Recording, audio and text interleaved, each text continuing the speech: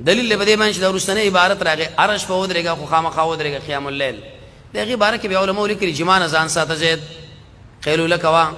وختي ود کېګا ګنا نه ځان ساته د آخرت سوچ ځان سره مخامخ کا د سلف تاریخ وګوره مالی جرمانه په ځمانه کې او غیره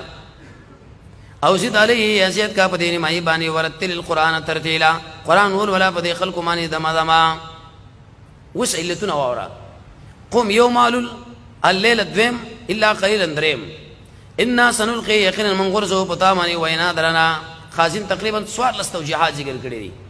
ولې درنه دا دویم د شپه ولې ذکر کوي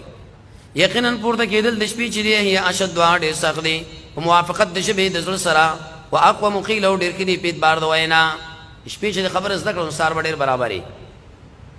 خدا کومه یې سوال یاد کا ټول شپه ولې نه ودرېګم ان لك يقينا شستاز پار في النار په دې ورځ کې مشغولتیا طويل ان الله وجهتا څومره مهربان رب دی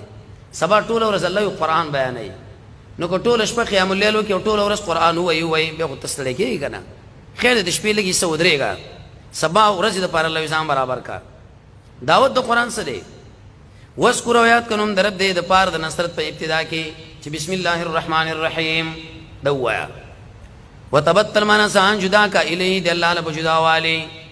یې دې کې تفسیر د اخلاص دی جواب د سوال مقصد د قرآن سره دا قرآن اخر سره راغلی دی دې لوی مقصد بسې رب المشرق رب د مشرق دی والمغرب او د قشان د مغرب لا اله نشته حقدار د بندګۍ سوا داغه فتخذون صلی الله وکیلا د عرش زموارا سدي خلکو تقسیمات کړی دي د دې جیړي او د هوا او د راشي والله وګوره خبر واوره قرآن له چګوته وروړي مقابله به کیږي خامخا حدیث کې راځي ورقه ورته ویلو کنه ارمان چې زونه مضبوط وي د خلکو ته اشتري نو ما بس ساکو ما کړی وي ما خدا ما سره سخت مینه کوي قرآن کې دا خبر شتا واصبر به صبر کوا علامه یقولون پاس چدي وي مفعول کټ کې لپاره تعمیم رسول الله صلی الله علیه وسلم باندې نه حدیث پته وکړي دا دې اوس په تعالی وي کنه دا پلانین دي دا تربیه شوی دي دوی له څنګه خلک سنوي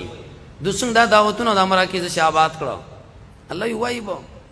واهجرهم او پرې د داخله په پرې خودلو جمیلن کېستا جواب مکوا وسن الله غصه شو وذر نپری دما وا څوک چې تکذیب کوي خاوندان د خوشای شي ومحلهم مهلت ورک دوی له قليلا کم واق تخويف ان لدينا يقينا زمون سره زولنی دی وجحیما وجهنم وطعاما خراق دی خاوند تکلیف او عذاب دی الی مندرناک سخت خبرې دی الله